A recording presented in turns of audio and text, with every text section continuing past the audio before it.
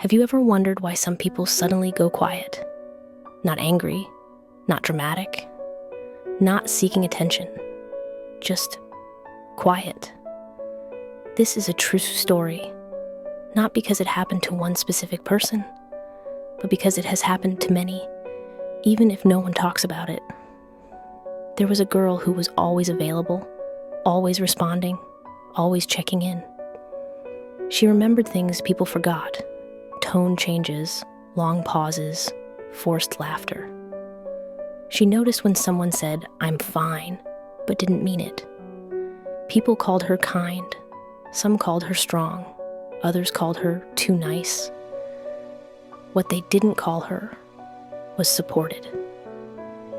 At first, she didn't notice the imbalance because caring came naturally to her. If someone needed to talk, she listened. If someone needed help, she showed up. If someone disappeared, she worried. But slowly, something changed. She realized she was always the one reaching out first, always the one apologizing, always the one adjusting. And every time she needed the same energy in return. There was silence, not cruel silence, just absence. She told herself not to take it personally. She told herself people were busy. She told herself she was asking for too much.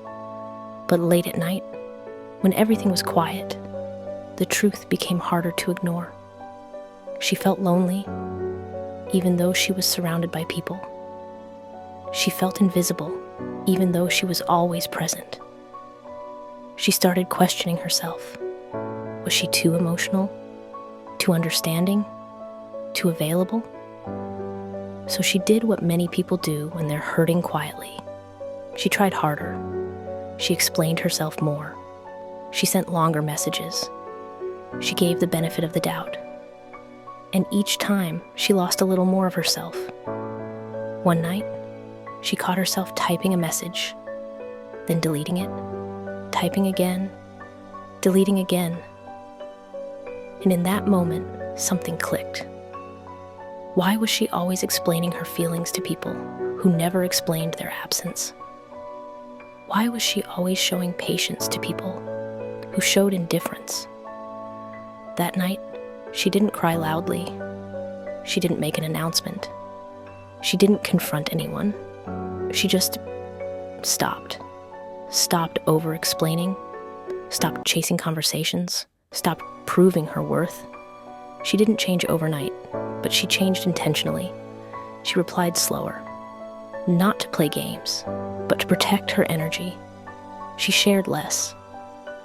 Not because she had nothing to say, but because not everyone deserved access to her heart. People noticed. Some asked if she was okay. Some accused her of being distant. Some said she had changed. They were right. But what they didn't understand was that this version of her was born from exhaustion, not arrogance. She learned that being kind does not mean being endlessly available, that loving deeply should not mean abandoning yourself. She learned that boundaries are not walls. They are doors with locks, and not everyone gets a key. There were moments she doubted herself, moments she wanted to go back to the old version, the one who gave without limits. But then she remembered how tired she used to be, how drained, how unseen. She remembered the nights she needed comfort, but became the comfort instead. Slowly, peace replaced guilt. She started enjoying silence, not as emptiness, but as rest. She chose fewer people, but deeper connections. She stopped forcing closeness where effort was one-sided. And for the first time in a long time, she felt light. Not because life became perfect, but because she stopped carrying what was never hers to hold.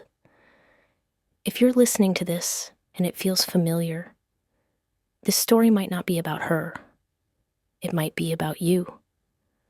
About the moment you realized that disappearing doesn't always mean giving up. Sometimes it means choosing yourself.